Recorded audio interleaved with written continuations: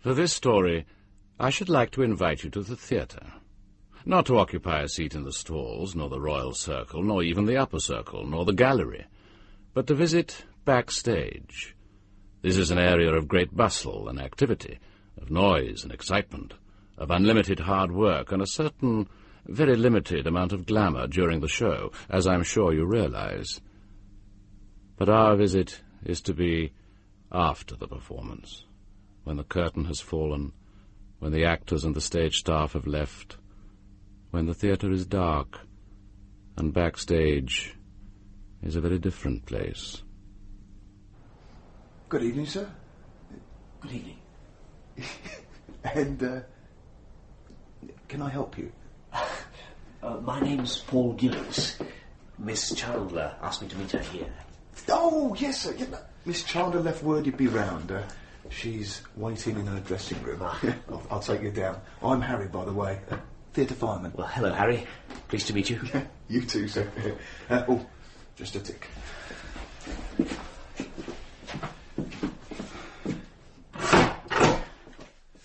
Security. Oh, no, you wouldn't believe the people who'd be through this stage door if I didn't look up. Can't trust anyone these days. Oh, come along then, sir. Have you been here before? Yes, I've connected Miss Chandler a few times. Hey, mind the stairs, they're a bit steep. Known as the John Buckens. Really? Oh, 39 of them, aren't there? Yeah, 39 steps. Oh, I see. Now, one of the actors, he came right crop my ear a few days ago. Now, he broke a shoelace in his quick change, yeah? Dresser said, hang on, I'll get a new one. He said, no time, right? Dashed downstairs, new shoe, caught his heel, crash, bang, wallop, and off for the rest of the week. Good Lord. Now, Miss Chandler's room's over on the prompt side. Well, no, you know that, of course. Yes, I do. Cross the stage is quickest. Yeah, afternoon. Thank you. Now, I'll put a working light on. Rest of the cast have all gone. Well, nobody hangs around much, not on a Saturday. Off like the proverbials. Couple at the pub, perhaps, Yes, of course. Right, there. That's better. Let there be light, eh? You've seen it, have you? Yeah, the show. Oh, yes, a couple of times. Yeah. Is that how you met Miss Chandler? If you don't mind me asking. Oh, not at all. Yes, I came with a friend. He knew one of the fellows in the cast, and we met him afterwards at the stage door. Well, Laura was on her way out, and he introduced us all. We went over the road for a drink, and... yeah, she's a lovely artiste, Laura. Yeah. Sorry, Miss Chandler. Yes. No, she's lovely. Yes. Oh, well, this way, huh? Come on. Yes.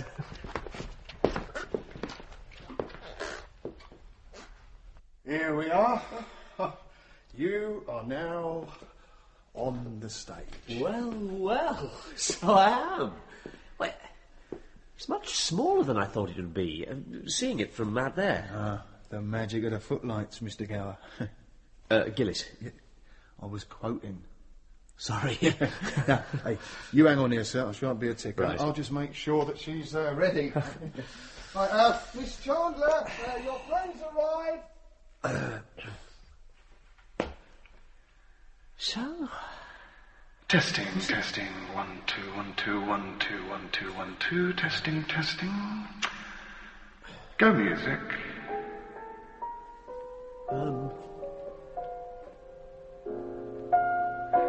Good evening, ladies and gentlemen, and welcome to our theatre. We would like to point out that for reasons of copyright, the use of recording equipment in the auditorium is strictly forbidden. Hello? Harry? Are you there? Also forbidden is any sexual activity whatsoever anywhere in the theatre. Anyone offending will be dealt with in the appropriate manner. Thank you. Harry! What the hell's going on? Well, I don't know. Who's out there? I said, who's out there? Laura. Darling. Yes, Paul. That was about 2 weeks ago. What? In Laura's dressing room, but I'm sure you remember. Don't you, Paul? Who's that? Martin Lindsay. He's a sound engineer. I want you. Want you. All in good time, lover. Oh. Wait. No, wait. I'll tell you when. What? Promise. Promise. But first, turn the key in the lock, darling. That's better. Hey, is this for real? Did you really record this? You must have done, but how? We don't need all these lights, do we? Oh, yes. Much better. Now, come here. Oh. That's what I like about this dressing room. No windows. I can't see a thing. You can still hear, can't you? I'll whistle, and you come to me. Where is he? It's a sound control desk. Back of the stalls, must be. That's better. Simple when you know how.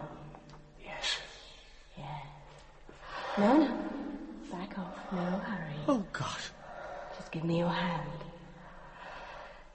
There. That's it. Oh, God. Gently. Now. Where are you? Oh, yes, darling. Oh. Now. Good evening, Paul. May I introduce myself? But how does he know me? Well, you've been around there, haven't you? I mean, maybe Laura told him about you. Yes, but I don't see why she should have done. Not introduce myself in person, of course, but vocally, which is rather apt. I am the sound engineer at this theatre, and my Christian name is Martin. I hope you don't mind me calling you by your Christian name, Paul, but I do feel I know you quite well, since your liaison with our lovely Laura, that is. I say ours, although I must confess I had always looked upon her as mine before you arrived on the scene. And listen to this. It was in her dressing room last January. I was there with her after the show. Martin, darling. I want you. Want you. All in good time. We're not going anywhere. Promise. There you are. Promise. What is all this? Martin! Are you there? Do we really need all these lights if we're not going anywhere? It's your dressing room, sweetheart. God. That's better. Come here, please. Give me your hand. There. That's it. Gently. Oh, I've missed you. He's in the theatre somewhere, he must be. Martin! Where are you? He's a bloody maniac. Where's Laura? She must have heard all that, surely. Of course she must have. He's going out all over the theatre. God, this is insane.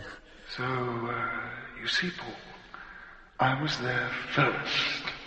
Before you, that is, and I certainly don't intend to lose Laura. Not to you, not to anyone. And if it comes to a choice between the two of us, then someone will have to go.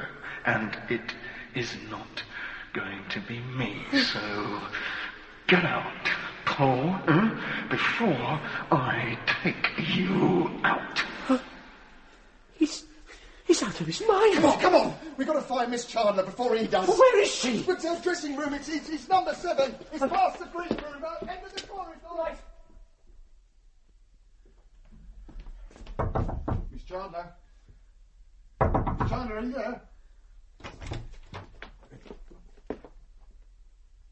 Nobody. I thought you said she was waiting for me. So she was.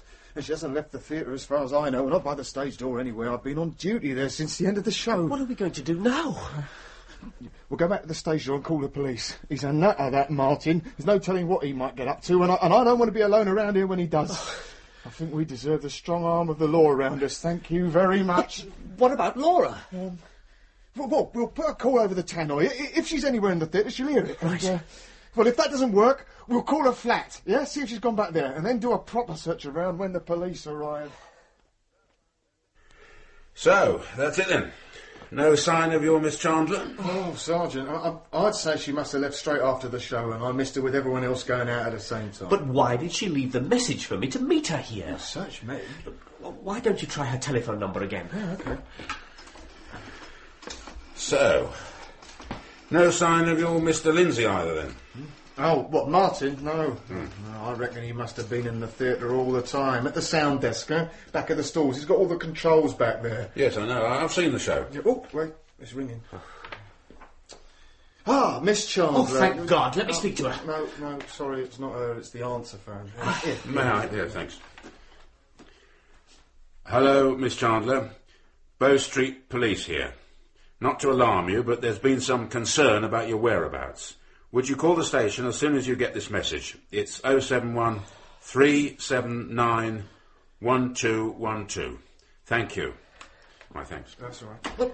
What else can we do? As soon as I get back to the station, I'll put out a hospital courser, just in case there's been a road accident. Right.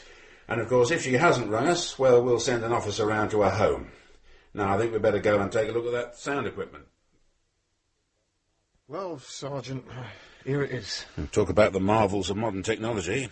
Is it switched on? No, lights up like the Blackpool illuminations when it is. Do you know how to switch it on, then? Oh, I'm afraid not. There's a switch here, it says start, but I'd rather not fiddle about with it if you don't mind. Computerised, muck about with that, everything goes bananas, has been known. I'll just have to take a chance here. Excuse me, sir. Oh, certainly, sorry. Now then, see what happens. I love you. What? I love you. What's that, then? I love you. What is that? I love Is that what you heard earlier, then? No, nothing like it. And both of you heard these other recordings or whatever they were? Yes, we certainly did. That man Martin is sick. I dare say. Well, I'll get back and put a report in, then they'll probably send someone round to his place to pick up your Mr. Martin Lindsay. Right, might as well get back to the stage door then if you've finished here. I'll just turn this off. Well, the police will be in touch with you at home, Mr. Gillis. Probably arrange for you to give us a statement sometime tomorrow. Right, Sergeant. Right, all switched off. Yeah, I was just saying to Mr. Gillis, we'll want statements tomorrow. You'll be here, will you? No, well, I'm on duty until tomorrow morning, then the stage door keeper takes over. He's on right through Sunday. Right, well, I'll be off then. If you could show me back to the stage door. Thank you. Good night then, Mr. Gillis. Good night. Good night, Sergeant. Good night. Say hello to Harry for me when you see him. Sure, yeah, fine. Nice chap. Yes. Can I do you a brew up before you go? No, thanks. But I would like to try Miss Chandler's home phone number again. Oh, yeah, no problem.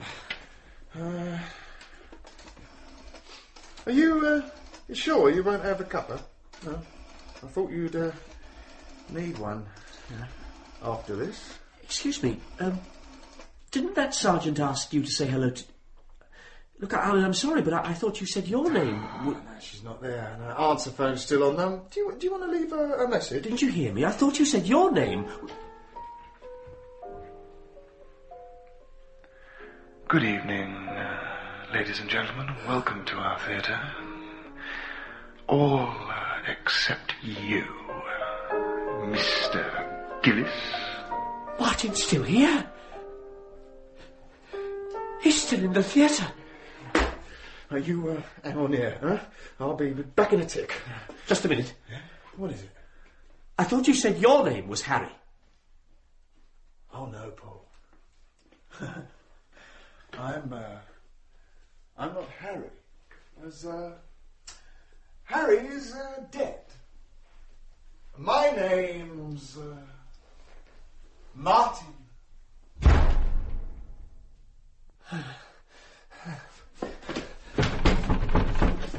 Keys. Where are the keys?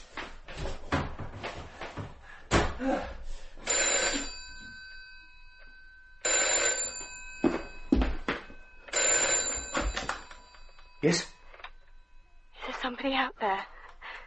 Is there somebody there? What? I'm in my dressing room. Dressing room number 7. Oh, thank God. Martin's around the theatre somewhere, and I'm afraid. I've locked the door, but I'm afraid. It's all right, Laura. Come and help me, please. Of course. Oh, no. He's there at the door. Help me, please. Please. Laura? It's all right, Laura. It's all right.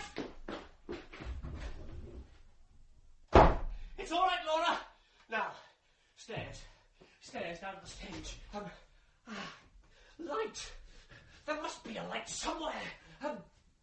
Yes. Damn! Never mind. 5, 10, 20,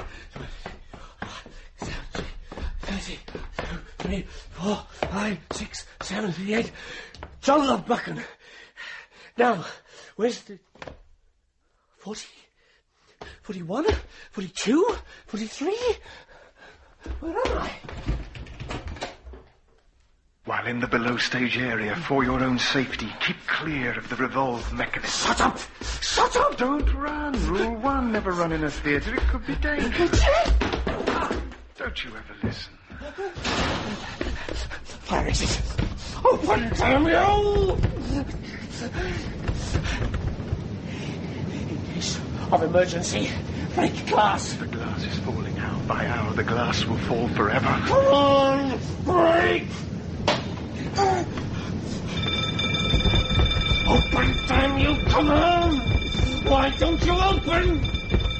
But if you break the bloody glass, you won't hold up the weather.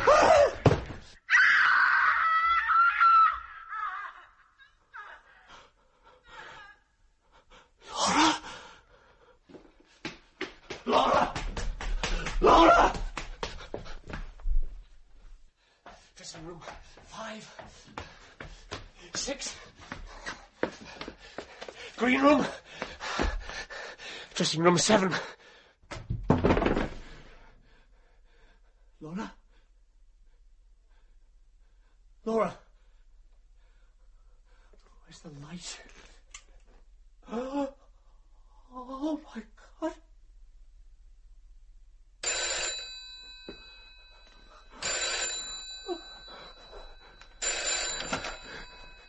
Yes. Hello, Paul. I'm sure you thought just for a moment that was Laura's body. Didn't you?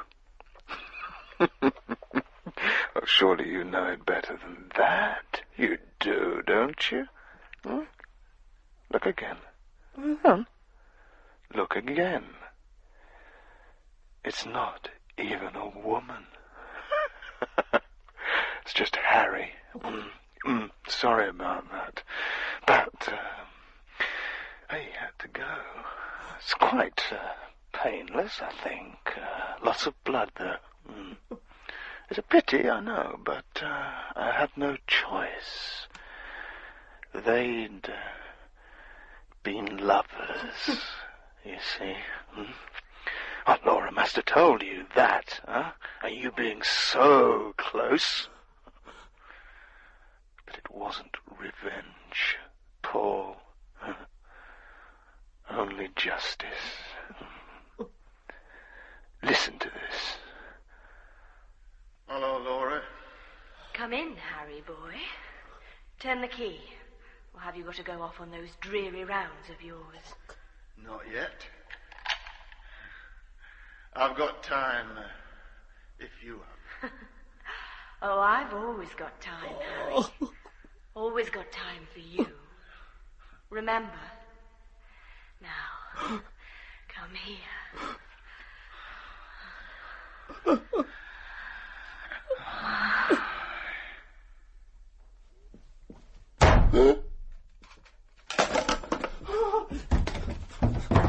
Let me out! Let me out! Easy, Paul. Easy. You must remember that all this is taking place in a theatre. Never trust theatres, temples of deceit. I love you, Paul. Deceit. I love you, Harry. Deceit. I love you, Martin. Shut up.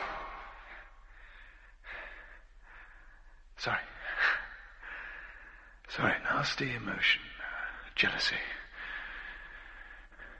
But, I did love her. I really loved her. But she seemed to prefer other people. Oh, a lot of other people. Anyone but me. I remember it so well.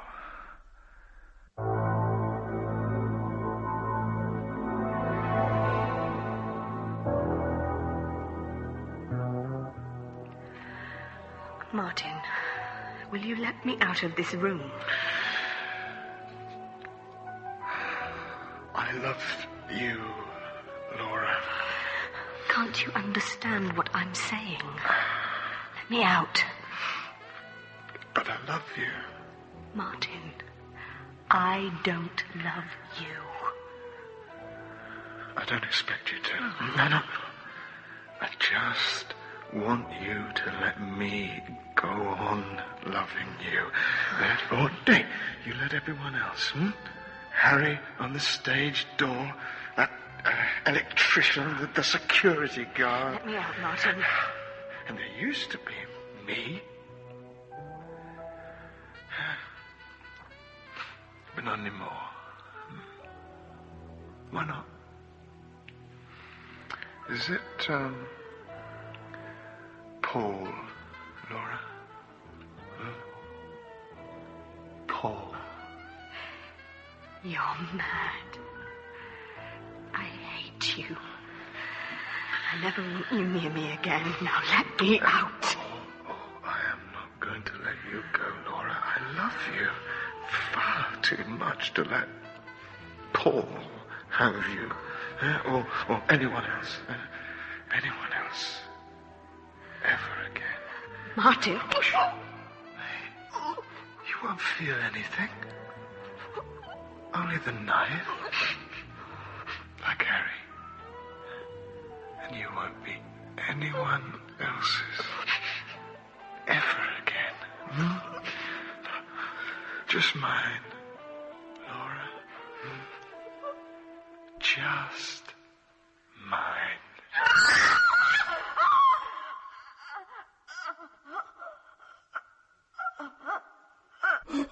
Oh, Paul, don't. Whatever you do, look behind that curtain, will you? I had to put Laura somewhere. I didn't want her lying anywhere near Harry. It's not revenge. Only justice. You don't want to look at Harry any longer, do you? No, I'll put the lights out. There. Blackness. Much more peaceful.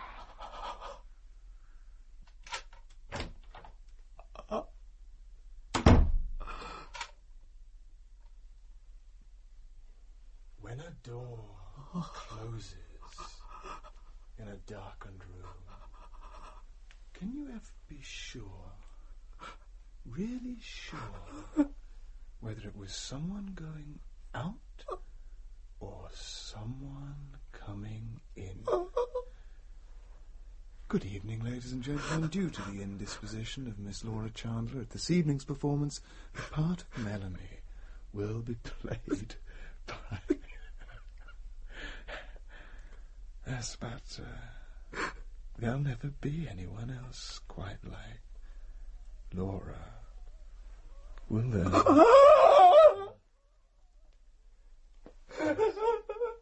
You do still love her, don't you, Paul? Oh, I should hate to have done all this for nothing. Laura? Oh, Laura. Laura. He's waiting for you. There, Laura. There. And hold out your arms, Paul. Paul, as you always did. She's yours, Paul. And you are hers. For the rest of your lives. It's only justice.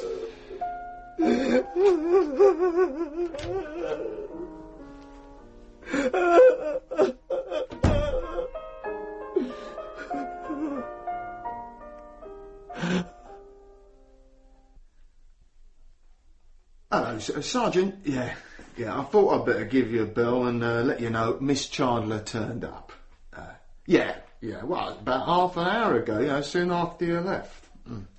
Oh, well, there'd been some sort of misunderstanding. I don't know exactly what, but she and Mr. Gillis said I'd let you know. Yeah, I hand over to Harry in the morning. Well, nothing going on in the theatre tomorrow. He'll have a nice quiet day of it. Yeah, and then we're all back again on Monday, flogging ourselves to death.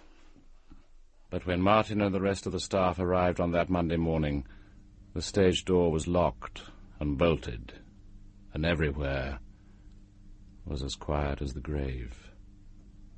The front-of-house manager was summoned. Through the empty theatre he came, took the keys from the stage doorman's deserted little office, and let them in.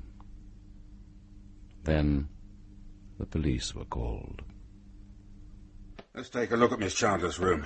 You say the keys hadn't been returned to the stage door Saturday night? Yes, that's right. Well, with all the chaos, she probably went off with them in her pocket. I've got Harry's pass keys that were his, goodness alone knows, so it's not like him not to turn up. Shh. Listen. Someone in there. So there is. Hello? Hello? Hang on. God, no. There's a key in the lock, on the inside. Now, let me. Open this door, will you? Oh, well.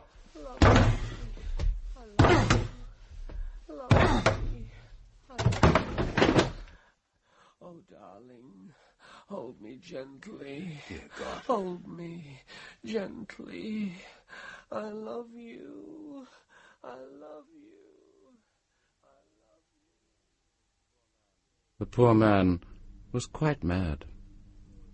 The story of Laura Chandler's numerous relationships and Paul's jealousy came to light following these events, and his having been found alone in a room, locked on the inside, with the two bodies in question, laid him open to a double charge of murder. Although it should be noted that the key Martin recovered from the inside of the dressing-room door was found by him, whilst the sergeant's attention was understandably distracted by what he had discovered. But in the event, the judge pronounced Paul unfit to plead, and he was detained at Her Majesty's pleasure.